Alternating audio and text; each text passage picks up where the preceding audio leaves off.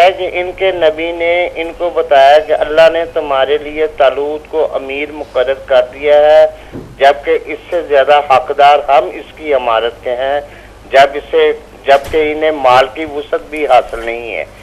نبی نے کہا اللہ نے تمہاری بہتری کے لیے ہو گیا نا ترجمہ تو مولانا بتا دیں گے، آپ سوال کریں نا، سوال بتائیں نا۔ اس میں سے ایک سوال ابھرتا ہے، علم اور جسم دونوں میں کشادگی عطا فرمائی ہے، علم اور جسم میں کشادگی سے کیا مراد ہے؟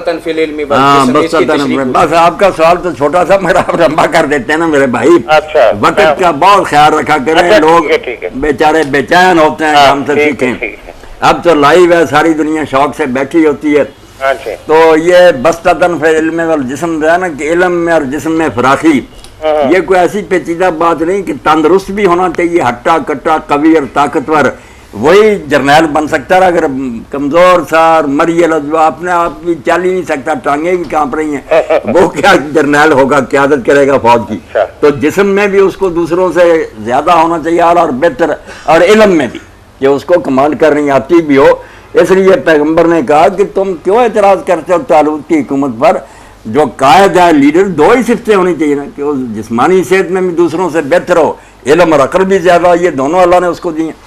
یہ ہے آپ کے سوال کا جواب۔ اور ہر دور میں اگر لوگ ایسے قائد چنتے رہیں، سیاسی بھی دوسرے بھی، کہ وہ جسمانی صحت بھی ان کی ٹھیک ہو، کیونکہ جسم کی صحت ٹھیک ہو پھر ہی باقی دماغ وغیرہ درست ہوتا ہے، بیمار آدمی کا دماغ بھی بیماری ہوتا ہے نا۔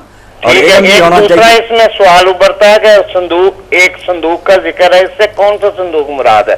یہ صندوق موسیٰ علیہ السلام نے اللہ کے حکم سے ایک صندوق بنوایا تھا، تورات میں اس کی پوری تفصیل ہے کہ اتنا لمبا تھا، چوڑا تھا، اونچا تھا، اس کا سائز وغیرہ سب لکھا ہے۔ اس میں اللہ کے حکم سے پھر انہوں نے نا یہ چیزیں رکھ دی تھی۔ ایک نسخہ تو تورات شریف کا تھا، اپنی نگرانی میں وہ کتاب جو ان پر نازل ہوئی تھی پوری لکھوا کر اس میں رکھ دی تھی، اور جو من اور سلوہ اللہ کی طرف سے تھا، من کی ایک بوتل بھی رکھ دی تھی یادگار، کہ آنے والی نسلیں اللہ کے فضل کا اندازہ کریں کہ بیابان میں جب کوئی کھانا میسر نہیں تھا تو اللہ کے حکم سے من میٹھا پکا پکایا اترتا رہا، یہ لوگ کھاتے۔ من کی ایک بوتل بھی تھی، اور وہ اصحابی امین صاحب جو سانپ بن جاتا تھا وہ بھی، یہ تبرکات تھے امت کے لیے یادگاریں۔